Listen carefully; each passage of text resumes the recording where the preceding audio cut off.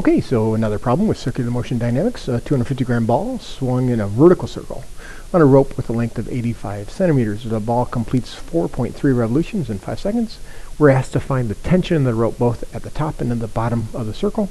And then letter C, looking at the maximum speed we can have for that ball without breaking the rope. So let's handle these one at a time. We're going to start with some FBDs, and I'm going to, even though we have one here, I'm going to redraw that over here to make sense of what's happening to that tension force as the ball is being whirled around here. So I'm going to go ahead and just draw that up like this and locate the ball at the bottom. I'm going to consider what it would look like over here. I'm going to consider what it would look like up here. And I'm going to consider what it would look like at those various spots. So let's assume that it's sort of rotating around this way. So sort of in a clockwise fashion. And I want to go ahead and look at the FBD at various spots. So let's see, the weight force would always be the same. So anywhere I look, I could always say that the weight is exactly the same. That's how hard the earth is pulling on that object, and so everywhere up here I have that weight. Now let's look at the 3 o'clock and 9 o'clock positions. The tension force would be centripetal here, and that would be the only centripetal force at these two extremes, where the weight force doesn't contribute anything to a centripetal force, so it doesn't have any component that lies in sort of perpendicular or towards the center. So those two tension forces would be identical, and they'd be pointed inward.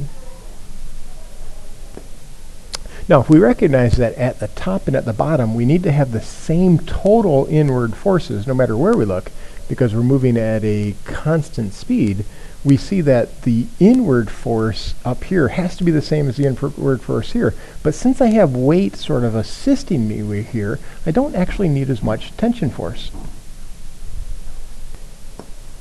And again, that's just recognizing the fact that I need to have the same amount of inward force there. So all of those things must be the same total.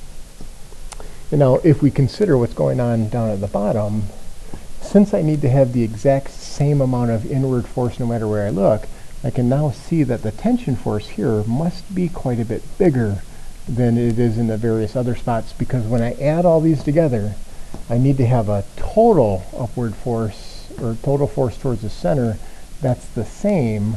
Well, the only way for that to happen is if I have a bigger tension force than I have in these other spots, so that when I take this weight force, if I were to sort of add it up here, I could see that I have a net force that's the same in all those cases. Now I'm looking for the tension at the top and at the bottom, so let's just go ahead and do the top first. The top would be done by using sum of the forces is equal to m times a. We use that as our starting point for all kinds of motion that involve forces and accelerations. Let's see, up at the top I see that tension and weight are in the same direction, so I add them.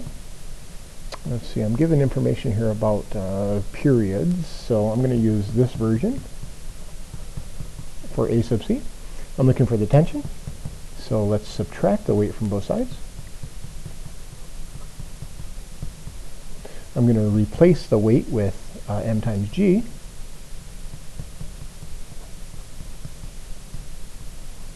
And I can go ahead and clean this up a little bit further by pulling out a common factor of m.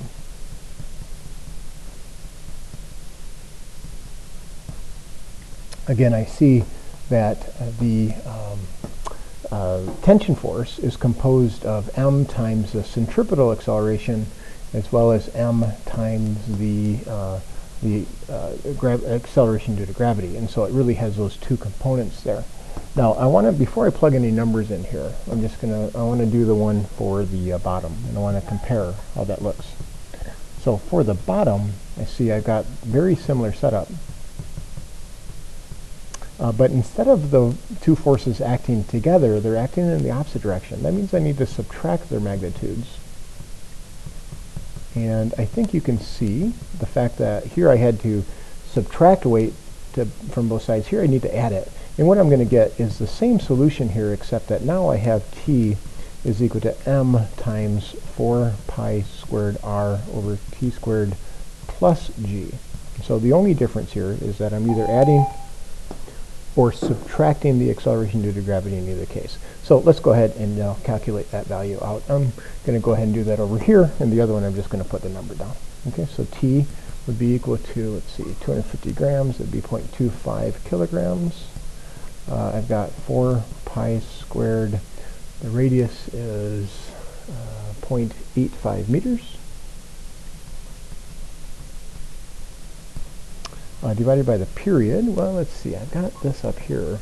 4.3 revolutions, 5 seconds. So the period would be 5 seconds for 4.3 revolutions. And that would be about 1.16 seconds. I'm squaring that, and then I need to subtract from that 9.8. And so that value would be about 3.8 newtons there. And if I were to do that over here, the tension force would be a lot of similar calculations, but instead of subtracting G, I'm going to be adding G, and that value would be about 8.7 newtons. Okay, and so those would be the two tension forces at the top and at the bottom. Now the last question, if the maximum tension is 10 newtons, what's the maximum speed of the ball? So for part C, it's going to require a different value for a different equation for A sub C, since I'm looking for speed. Now I know that the tension force cannot exceed 10 newtons, and I'm looking for the speed. So let's go ahead and consider what the equations would look like at the point where the string is just about ready to break. Well, the tension force is a maximum down here, right? So that's the location for it. Let's go ahead and use that FBD. T minus W is equal to mv tangential squared over r. Since I'm looking for the speed, let's multiply everything out, multiply everything by r, divide by m, and I get T minus W times r divided by m is equal to v tangential squared. I'm going to take the square root. So now I can go ahead and determine the maximum speed of the ball before the string breaks. So let's go ahead and plug in some of those numbers. We said that that was 10 newtons minus the weight. Well, let's see, the weight would be 0.25 times 9.8. So that would be minus 2.45 newtons. And then I need to multiply that by the radius, 0.85 meters, and divide that by the mass, which would be 0.250 kilograms. And of course, I'm taking the square root of all that, and the answer I would get for that one would be about 5.1 meters per second would be the maximum speed. Anything greater than that, and sure enough, that string is going to break.